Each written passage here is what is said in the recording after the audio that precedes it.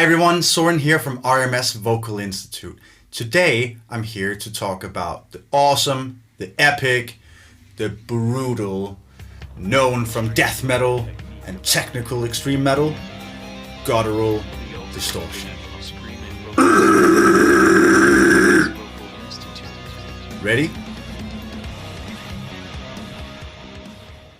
This style you can mainly find in extreme types of death metal and so forth. So bands like Deeds of Flesh, Guttural Secrete, and so forth. Okay, so if you ever need to find it, go there. And just so you know, I will not be going into guttural squeals on this one. Tunnel throat and guttural is not that far apart. They are both having a oral manipulation with the tongue. With the tunnel throat, our tongue made this going up in the back and having a little curved half pipe, if you may.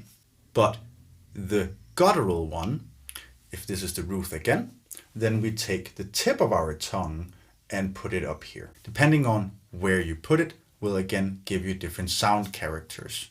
On top of that, I think that we should notice that a lot of the singers who use this style mainly have a rounded lip shape.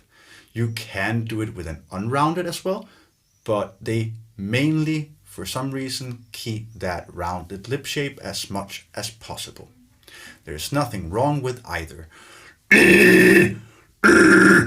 Doesn't matter, okay? I just mainly see it. So they are like kind of a thing the whole time, keeping this kind of a rounded lip shape as much as possible.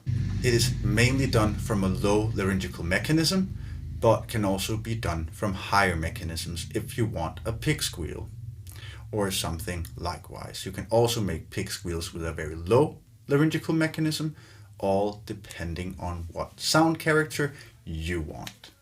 So that's guttural distortion for you. I hope that you like it. See you at rmsvocalinstitute.com if you need any more help with this. And do not forget to subscribe and make that bell ring with your newfound distortion.